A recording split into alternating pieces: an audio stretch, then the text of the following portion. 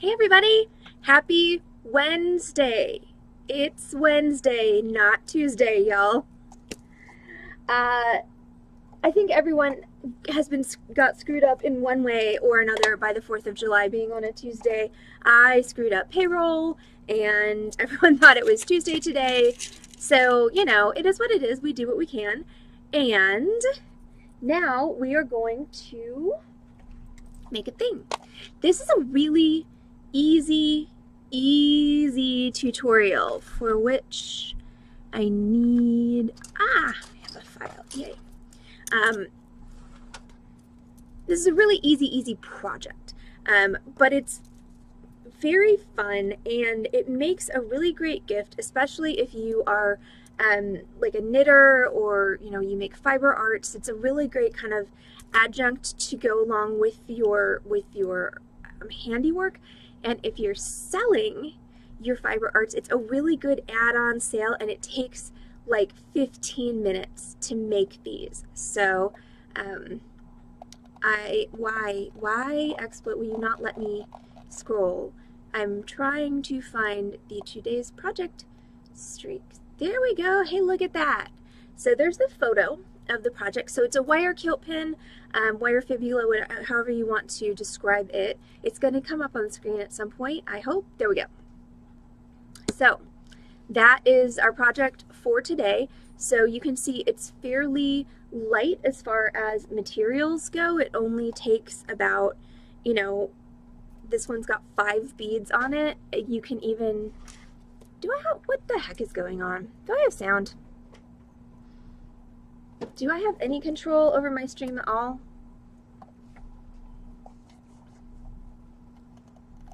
Is XSplit just frozen?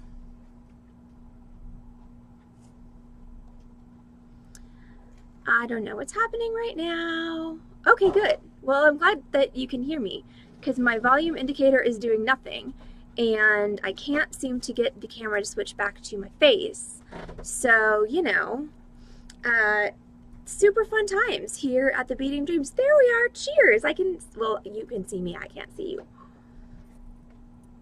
So if you're a fiber artist who sells spectacularly easy add-on sale, takes about, you know, 5 to 7 beads depending on how big your beads are, and literally once you get, you know, even mildly good at it, they take less than 15 minutes to make. So what do you need to make this project? I'm scared to press things on my Stream Deck because it was okay.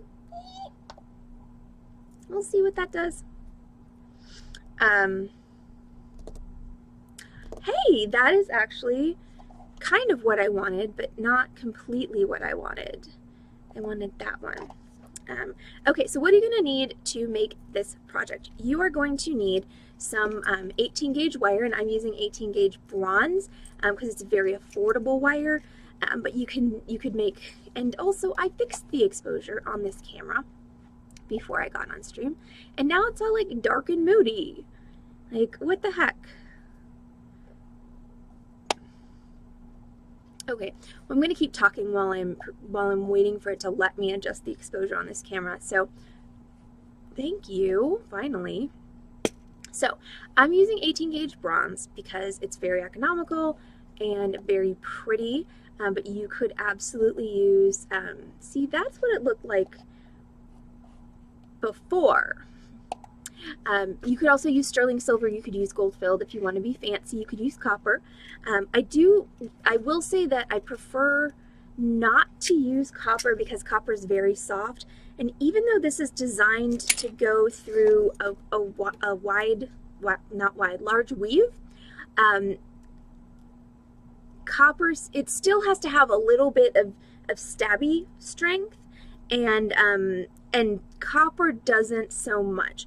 Bronze is great, sterling's great, gold filled is great, but copper is just a little bit soft for this project, in my opinion. Now, you could mitigate that by hammering the pin part of this, and that would make the copper stronger. So just make sure you don't nick it all up with your hammer. Make sure you're using a good smooth chasing hammer, otherwise what you're going to do is it's going to catch on the fibers as it goes through. Okay, so in addition to my bronze wire, you're going to need beads, and I'm going to use like, I was originally thinking I was going to use this bead because I just love these. I got these in Tucson, and they haven't been very popular, but I just think they look like Jolly Ranchers, and I love them so much. But I'm thinking I might just do all of these. So the other kicker with this project is you do need to find beads that fit on 18 gauge wire. So glass beads are usually good. I love these Nepalese beads because they've got a nice size hole. Metal beads are typically good, and I do have some metal spacers that I may or may not use on this project. Where you run into trouble is gemstone beads. Gemstone beads and pearls. Gemstone beads typically don't have holes that are big enough for this size of wire. And large hole gemstone beads, the holes are actually too big. They kind of flop around and don't look attractive. So glass beads and metal beads are a really good go-to for this project. And as far as tools go, you're just going to need your basics. That's going to be your chain nose pliers. Sorry, I moved my camera and now I don't know where I'm supposed to be. Round nose pliers. And you need a heavy-duty wire cutter for the 18 gauge bronze. Don't use your super fancy, super expensive, super fine cutters on this because it will mess them up. Really? And you're also going to need a file. So I just have a half-round file. You really just need a flat file. I like half-round files because they're efficient, because you basically get 2 files in one, and that makes me happy. So I'm going to have a sip of champagne. And then we're going to start. So I'm going to start by cutting some of my 18 gauge wire, and you're going to need probably about, I'm going to cut 18 inches. I think that's probably a little bit more than I need, but it's better to have too much than not enough. No, 18 is just going to, okay, I'm going to compromise. I'm going to cut 15 inches. And I think that's still going to be way more than I need. So I will give you a final wire length at the end of the broadcast when I know how much I didn't use. I'm going to start by straightening out my wire. So I'm just going to take my chain nose pliers and hold one end in my chain nose, and then I'm going to pull my wire and smooth it out with my fingers. So what I'm doing is I'm just taking my index finger and my thumb, and I'm putting my index finger underneath, and I'm pulling my wire, obviously. Hi, Mary. So I'm just pulling my wire, like so.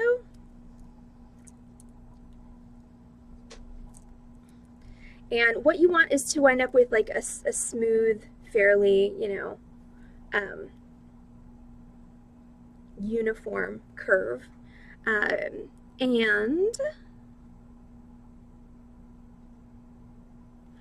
if your fingers, if you don't like your fingers looking like that, or you got sensitive little fingies, you can take a polishing cloth and hold it in your hand and do the same thing that I did, but with the polishing cloth. So the polishing cloth is what is contacting the wire instead of your fingers. You can even do that with just a piece of flannel. You want a fairly sturdy fabric, so you don't want to, you know, use something that's delicate, but you know, any kind of utilitarian fabric will do. There are also pliers out there that are called nylon jaw pliers or wire straightening pliers, and those will do the same job for you. I'm not a huge fan of those, but that's also because I've got calluses on my fingers already, so why buy a new tool when I can just use my hands? So to begin the project, what we're going to do is, so this project begins with,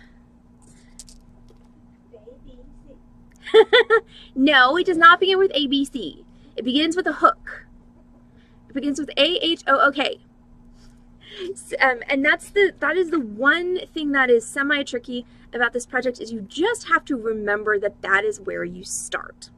So I'm going to start by making a hook, which I'm going to do with my round nose pliers, and I'm just going to pick an end of my wire, and I'm going to grab it with my round nose, and I'm going to just turn over a hook. So this is going to be the receptacle for your pin stem. So it doesn't need to be very big. I mean, this is probably, I'm going to go with 1/8 of an inch. And then you're going to take that hook in your chain nose pliers, and you're going to cover the whole thing, but not any more than the whole thing. Okay, so I'm just going to cover the entirety of my hook, and I'm going to bend my wire 90 degrees. And that's what's going to give us this, where our hook is perpendicular to our spiral. Now I'm going to take my round nose pliers and I'm going to start my spiral. So I'm going to hold right next to my hook. Hold on, I need to move me so I can see myself. Maybe. Move. Thank you.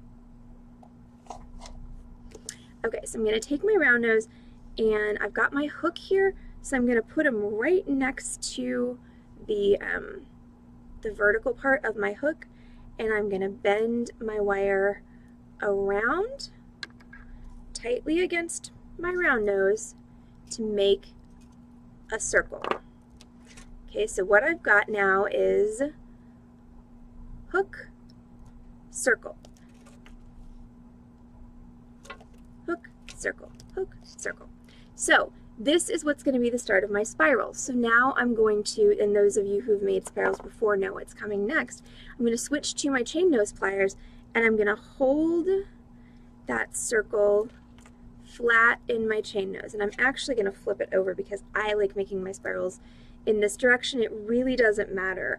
So I'm holding my circle with my chain nose and I'm just going to start making my spiral. So to make my spiral, so I'm holding it, and my wire is coming out at basically 9 o'clock relative to my pliers. So I'm going to hold like the dickens with my plier hand, okay, because you don't want this to move as you're doing this next step. And I'm going to take this wire and I'm going to, see, nope, not enough dickens. There we go. And I'm just going to bring it around and it's going to start making a curve. So then I'm going to rotate it. And this is, the first couple are a little awkward because the hook is in the way. So typically what I would do is I would rotate it back to 9 o'clock and bring it out again. But you can see if I do that where I have to grab because of the hook, would not, what in the world was that? I swear it was like a little fluttery thing just went across. Oh, it was the end of the wire. I'm like, are there angels in Beading Dreams? What's going on here? So I'm just going to do a little modification and I'm going to grab up here instead, and then once again pull that wire around. And you're going to have to go baby steps for a little while because you're not going to be able to get the full pliers on there. So just be patient and just make baby spiral. And spiral gets bigger and spiral gets bigger, and as it gets bigger, it's going to get easier to work with because you're going to have way more surface to grab. So the hardest part of this project is remembering to make the hook perpendicular. And I am going to share with you all that when I was doing my first sample for this class, I forgot that. Didn't do it, had to start over. And then the second part is just those first couple spirals around. Like now that I've got a few turns, it's way easy because I can just grab it and roll it, or I can grab it and move the wire. You can do either. I tend to actually, stop falling over, I tend to do both. So I'll roll a little bit and pull a little bit. That tends to be my spiraling technique. So there's definitely a limit on how big you can do this before it starts to look extra super wonky, which is not the goal. So we've got, so it's basically 4 to 5 turns around is what is going to look the best. So I've got 1, 2, no, count, 1, 2, 3, 4. All right, so I've got 4. So I am good to go for the next part of the project. So if we're progressing from hook to spiral, next step is to put on the beads. So I kind of want to see what it looks like if I just like do a hodgepodge of these Nepalese beads in no particular order. All different. Maybe not you. Maybe not you.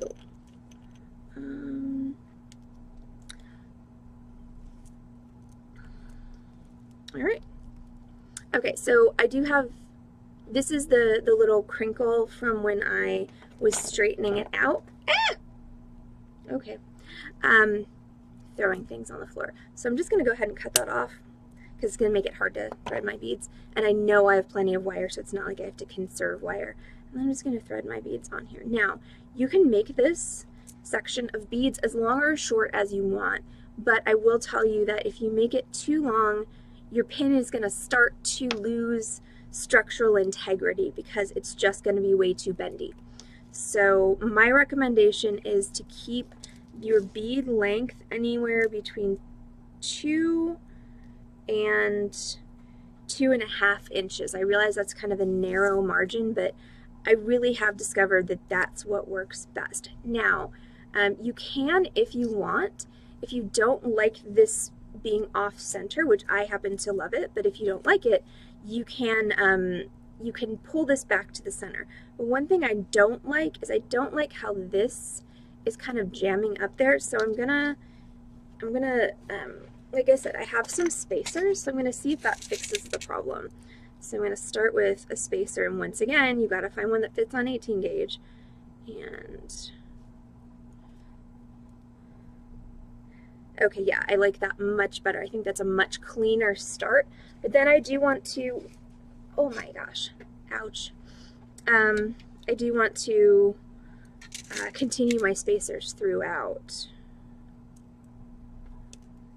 Oh yeah, so also I'm really sorry for canceling the stream on Saturday. I, unfortunately for me, rear-ended somebody on Friday night, and the combination of stomping so hard on the brake to try not to hit them, and then the fact that my foot was still on the brake when I hit them, my right foot is all kinds of crazy colors. And yesterday was the first day I was able to wear real shoes instead of Crocs. So I really needed to go ice it, and so sorry about that. I'm really working hard to reorganize my life so that I don't have to keep canceling streams because I'm exhausted or injured. So here's to that. Now, the only thing about putting those spacers in is actually extended it by enough that I would really rather use 4 beads than 5, but I really like this one. So I'm thinking of putting this one, I think I'm going to put that one there. So off you go from the thingy again. I know, I like these beads too, Keiko. They are one of my favorite go-to beads, and these are the last of them, so I'm definitely going to need to get more of these when I go to Denver in the fall. Okay, so this is the one I don't like. I'm replacing it with this one that I do like. Oh my gosh, Keiko, I know. No, unfortunately, this is something that happens to me every couple, 3 years, is I just get way overextended, and then my brain can't focus on anything, and then I start tripping and falling and losing things and hitting people's cars. And my brain is so stubborn that it usually takes until I get to the hitting people's cars point for me to be like, hey, something is wrong with my life and it needs to change. So we're going to work on that in the next couple of weeks. I mean, I am naturally clumsy, like, don't get me wrong. If there's something to trip and fall on, I will trip and fall on it, and I will injure myself spectacularly, or I will put my arm on a soldering iron. Like, that's all normal stuff for me. But yeah, when the car accidents start happening,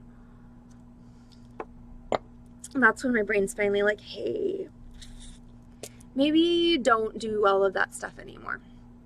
So we're going to work on it. I have ideas. I have a great support team here at Beading Dreams. So, and we're not changing our streaming schedule. Like, we already did that. I'm changing other things to facilitate continuing the streaming schedule. So we will still be here, except of course tonight, poor Heather, something hit her so hard at the end of the day.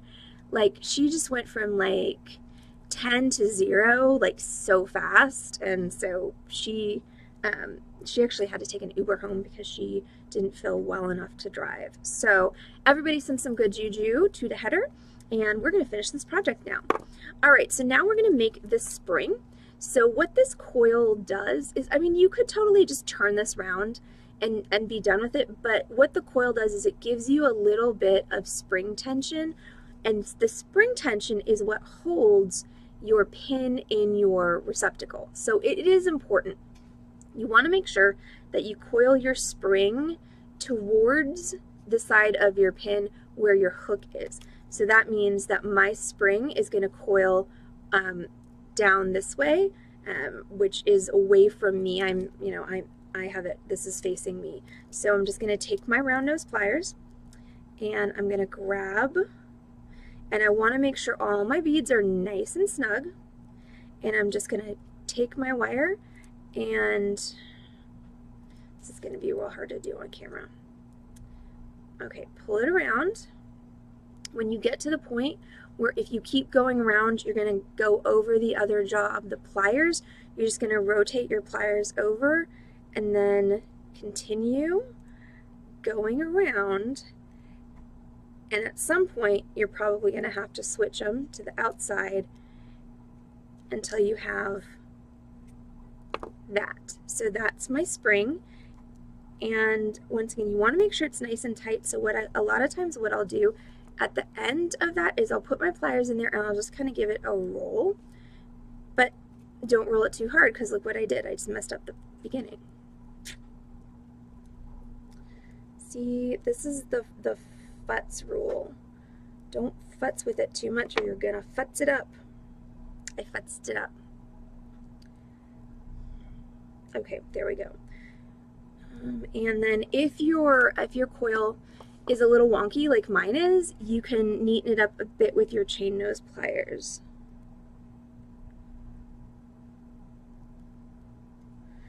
So you can just kind of pull it together, and then you can kind of give it a little squoosh. And then you do want this to be coming out just a little bit at an angle for two reasons. Number one, that helps with that spring tension, and number two, it needs to clear the beads. I don't know, Keiko. I think I could give you a run for your money on the futzing up. I know a couple people who would vie for the title of Queen of Futzing Things Up. Okay. See, Carol's a master futzer. Okay, so now I really want this wire to be straight, going up on an angle like this one is, or relatively straight. So the way that you straighten a curved piece of wire is I'm going to do essentially the opposite of what I did before. I'm going to put my index finger under my wire. I'm going to put my thumb on top of my wire, and instead of pushing up with my index finger, I'm going to push down with my thumb. So I'm pushing opposite to the curve, and that straightens your wire out.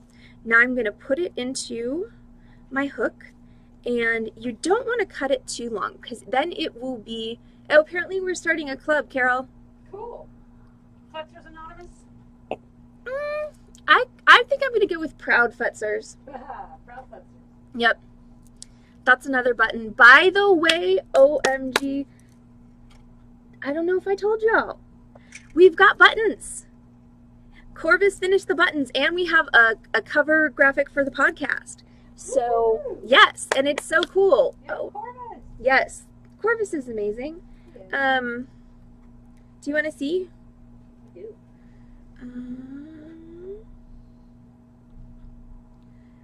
Okay, just go ahead and scroll up.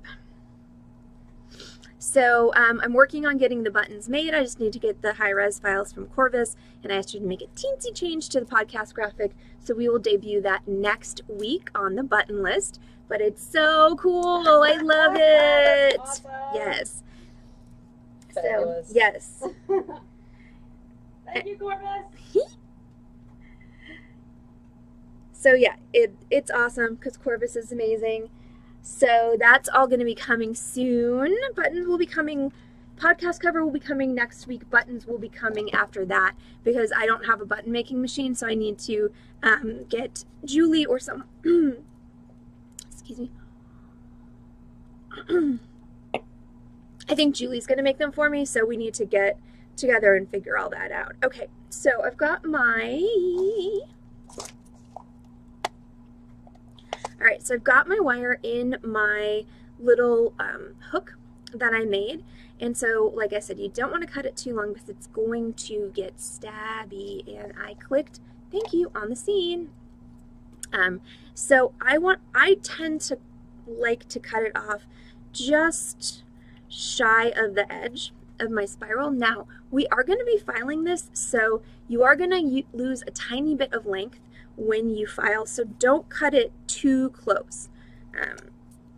Otherwise, you're going to wind up with it not reaching your hook, and that is a problem. It is a fixable problem, but it's, you know, still more effort that you have to go to. So I'm going to cut that off, theoretically. Cut. Yes. Okay. So there we go. Cut that off. And then I'm going to take it out of the receptacle, and I'm going to file it. Now, if you have a Dremel with a sanding wheel, you can use that. That's much faster, but it really doesn't even take that much time with, okay, I promise those aren't like bloody cuts like they look like on stream. That's just the dirt from me straightening the wire. So you're just going to take your file and you're going to go at an angle because we're trying to make a point now. Okay, so don't go flat. You want to go at an angle, and you're just going to go file, file, file, and then rotate, file, and holding it is a pain in the butt. File, file.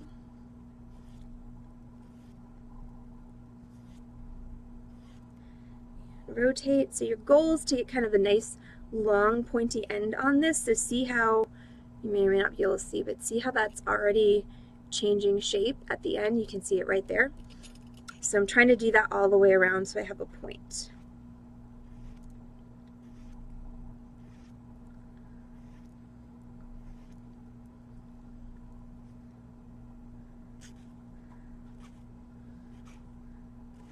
And since these are designed to go through large open weaves, you don't have to make it too pointy.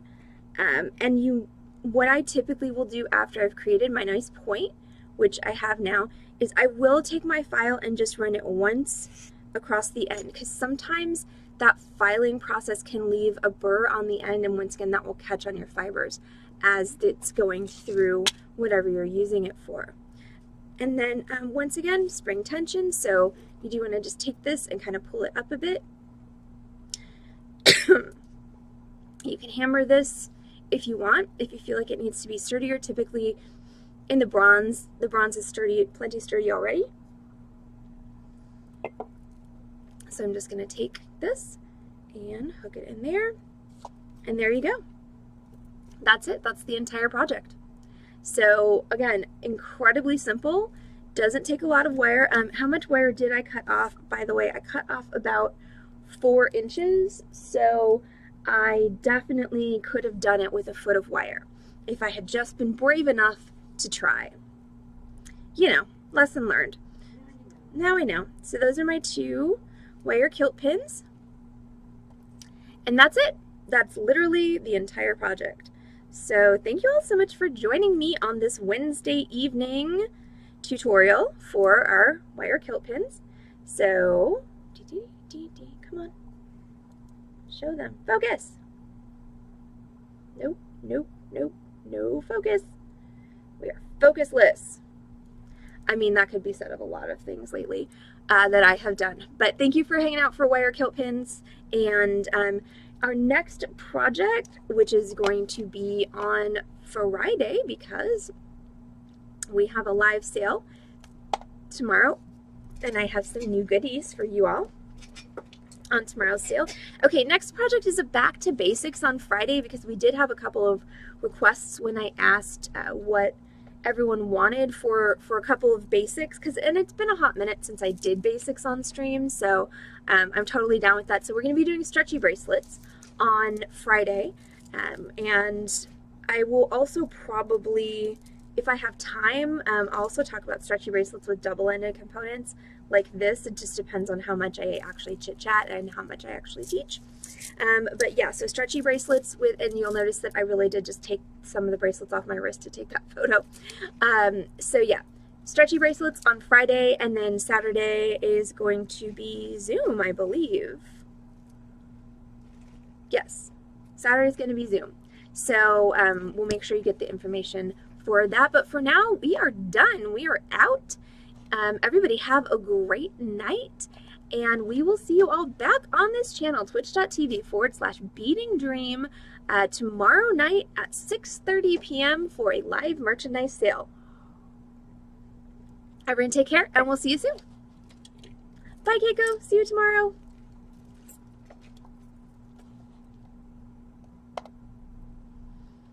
It's going to take forever to switch the scene.